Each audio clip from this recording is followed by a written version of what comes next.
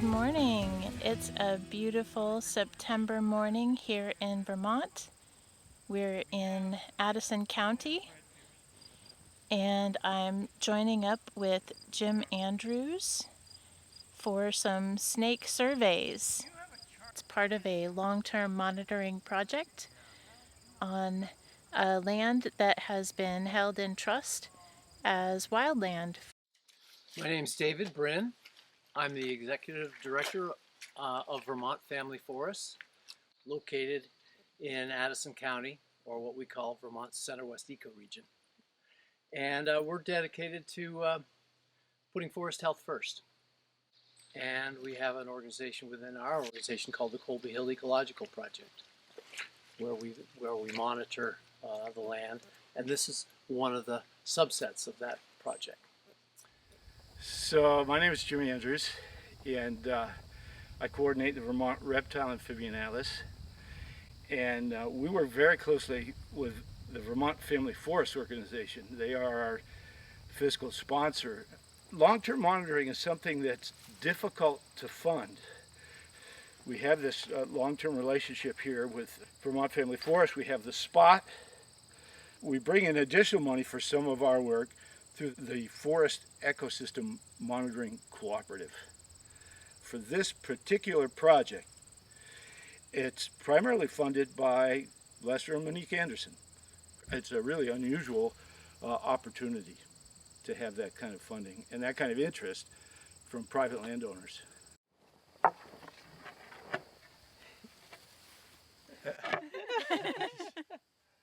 I'm Erin Talmadge, and I work for Jim and the Reptile and Amphibian Atlas. I've been working for Jim for, I think, 20 years, doing this project and then other projects. There are 45 slates. In the first week, we had 36 snakes, which was kind of a record. And then last week was 22, about. And over the years, we've done little graphs that show some of the covers are just more liked by snakes. Some covers don't generally get a lot of snakes. Oop. The snake that we just picked up is one of this year's young, and this is pretty standard size for this year's crop. This is common garter snake, and common garter snake is a real generalist and is the most common and widespread species in Vermont and much of the Northeast. It's a live birth snake. There's some snakes that give live birth, and there's some snakes that lay eggs. And this one gives live birth, and these are probably maybe a month old, maybe just 3 or 4 weeks old. So we're going to measure this. Erin's going to measure it. Kate's taking down all the data. Our expectation is that we're going to get quite a few of these young of the year, and that's really the reason that we set this up so that we're monitoring in the fall, so that we'd see more snakes, because we had all the young of the year that we could also look at, as well as the adults.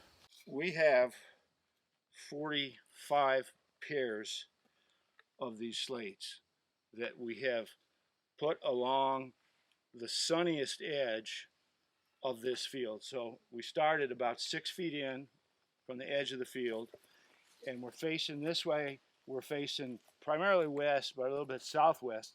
So in the afternoon and evening, there's sun on these slates.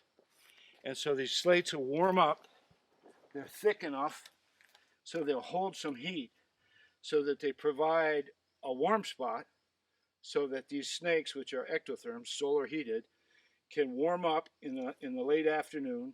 You could use tin, you could use other materials, but we're in a part of Vermont that has slate quarries. Actually, we're not far from a part of Vermont that has slate quarries, so we can buy this slate relatively inexpensively. And then we need the dividers here so that the snakes can fit in here in the spaces between the slates. Some of the really little snakes will be right down in here where they're touching the slate on the top. We did find out, or we do believe, that the really bigger snakes don't use these slates as often. And so we added another method, another type of snake cover called what we're calling snake hotels that you'll see today as well. We always check these slates at 9 o'clock in the morning. And that's so the snakes have not really warmed up yet and dispersed and left the cover. And is this a snake hotel? Yeah, this is our first snake hotel. We just recently added the snake hotels. And essentially what they do is they duplicate a covered lumber pile. And in our experience, covered lumber piles are heavily used as cover spots for snakes. And so we just created a miniature lumber pile here, and we cover it with pond liner. And the pond liner is what heats up.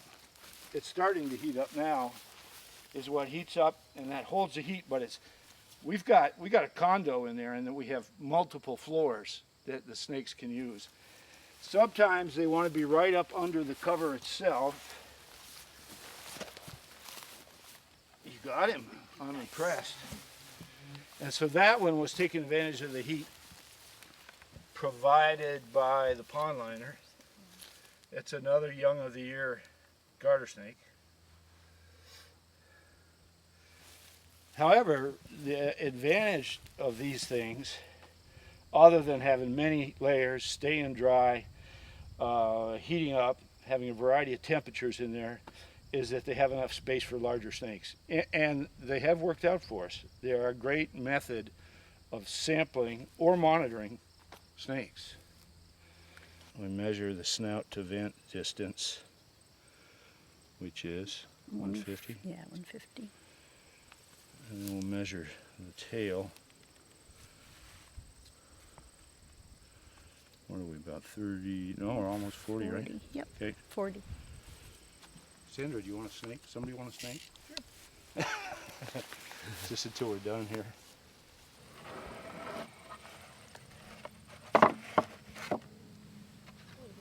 Some snake skins here. Snake skin. Can you tell? Yeah, we can look at it. You see the stripes already? Oh yeah, I see the stripe there. It's a garter snake. You can see the stripe right down the center of that if we get it in the right light. I'm Kate Kelly, and I work with Jim Andrews as well at the Vermont Reptile and Amphibian Atlas. And I've been helping out for a number of years. I worked with Jim back many years ago and moved away for a while and came back recently. And I'm happy to be back here doing this monitoring again.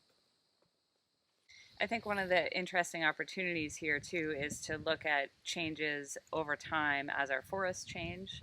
So things like emerald ash borer coming in and will eventually take out our ash trees. So how does that affect our forest salamander populations? Or as we get the jumping worms here, which presumably we'll get here at some point, does that impact the food source for some of these critters, and how does that affect them over time? So having this long-term data set is really critical to understanding some of those changes that normally we wouldn't know about or be able to follow over time. So I put my hand over it. I don't know. I can move my hand if you want to. See the garter that she's got? Oh, you've got one over there? Yeah. I'll move my hand so you can film it. Okay. What? But if it moves, Yeah, I'm I going know. to catch it. Bad job? We did. David wouldn't have Unheard done of. Hard to get good help. that. Is that good? I don't know how that... Oh, it Yes, broke. thank you. Oh, hard to get good screws.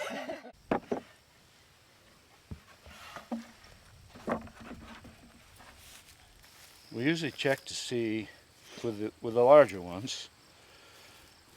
This is really pretty clear. The base of the tail does not taper at all right in there. And with no taper, we believe this is a male. Now we wouldn't know for sure unless we actually probed to find the hemipenes, but this looks like a male. 360. Okay. I'm sorry, 360. 360. Snout vent. Right here. Here's your corner. But it's nice and sunny out here. All right. Go wherever you want. Go wherever you want. There we go. Just kind of as a general rule of herping, short for looking for reptiles and amphibians, when you turn cover, you replace the cover as it was to return the habitat to the way it was, and then you put your critter, if you found any critter, next to the habitat and let it find its own way in. That way you're not crushing reptiles, amphibians by dropping covers on top of them. And what's your favorite thing about it? Yeah, no, I really like the opportunity to come to the same place over and over numerous years and see how it's changing and see what we're seeing that's different. And it has changed in the 20 years that we've been working on it. So we have seen the decayed brown snake here, which showed up I think about 4 years ago, and that's a snake that we don't know why it's showing up here, but certainly climate change is a possibility, or as development as it kind of moves in through how people have changed the land. Oh, good. Yeah, starting to get worried, were you? Yeah. So believe it or not, this is an adult, full-size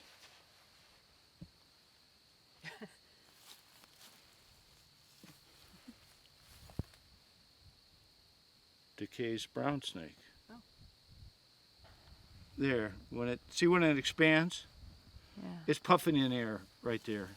It's doing that. It's puffing in air, which is showing that checkerboard pattern on the sides. But I expected this. I think we all expected Yeah, I this already wrote it down. to be a red-bellied snake, because they are often the same color on the back, and they're very, very closely related. But then I turned it over, and I said, wait a minute, red belly? Nope. No red belly there. And also red bellies have 3 little white spots or white triangles up here on the back of the neck, which this one does not have. So then I start looking for other markings like the blackhead, and it's not much of a patch, and it doesn't show up very well in this one, but there's a black patch right there on top of his head. And there's some black markings on the side of the neck, and ordinarily more of a black marking under the eye. I mean, it's really, Yeah, it's pretty maybe faint. this Might is, take up most yeah, you were ready, all right. Yeah, I gotta put my hand. Aaron is our photographer. This snake, decayed brown snake, is a fairly widespread at low elevations in the Lake Champlain Basin, where it has both wet habitat, open habitat to feed in, and rocky woodlands to spend the winter, where it can get down below the ground. But outside of the Champlain Valley, it is a very unusual snake. And it wasn't here when we got here. We're pretty confident of that. And it's starting to move up into the mountains. And that's one of the things we're looking for here. I mean, how do things change over time? And that's what Monique and Lester were really hoping we could learn from a spot like this, where we monitored it long term. We do other types of monitoring here. There's a series of ponds, all man-made, that we monitor for wood frogs and spotted salamanders. And we have a third type of monitoring that we do down in the woods, where we monitor for woodland salamanders. And when I originally talked to Lester Anderson about this, I gave him 3 ideas, thinking, well, we could monitor for snakes, we could monitor for the egg masses in these ponds, and monitor the spring breeding amphibians, or we could monitor the woodland salamanders. And I thought maybe he'd pick one, and he said, no, that sounds good, let's do them. So he wanted to do all 3, so that was not what I expected, but we do all 3. So in addition to the herps, we have been monitoring mammals, small and large mammals, and bird populations. We have a transect here that has 7 points, I believe, in it that we've been monitoring for 25 years. We have some soil points where we do full analysis every 5 years of the condition of sites regarding soil, including earthworms and large dead wood and that sort of thing. And also we're monitoring the 3 small watersheds, this being one of them, for water quality. Eastern milk snake is a constrictor, and so it's hanging on to me pretty tightly right there. Not that it's really trying to constrict me, but it's just supporting itself. Supporting itself. Now it's supporting itself right there. But we like to take a look at the pattern, particularly this white Y on the back of the head.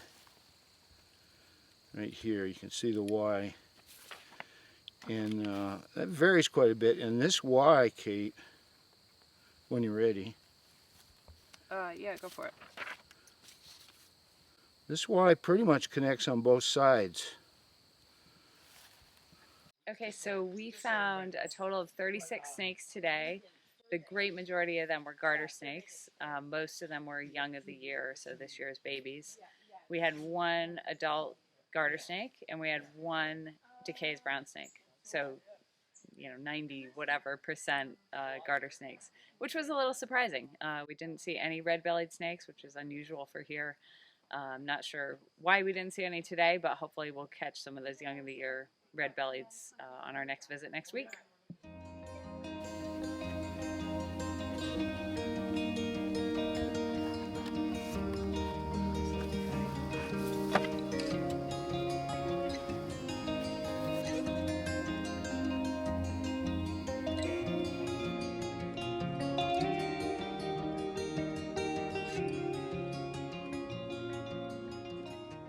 This particular piece of land was one of 3 parcels that Lester Monique acquired starting in 1962. And their legacy was to leave a piece of land, or all of their land, so that it could be sort of the base datum of normality, a picture of how healthy forests maintain themselves without management, without manipulation, just allowing it to do its own thing. We would continue to mow certain fields, but as those fields grew in or as they became forested, they will stay forested. So we're mowing for now, and maybe we'll mow for a long time, but other than this management, our lands are not being harvested, they're not being manipulated, we're not controlling invasive exotics, we're allowing them to be self-willed.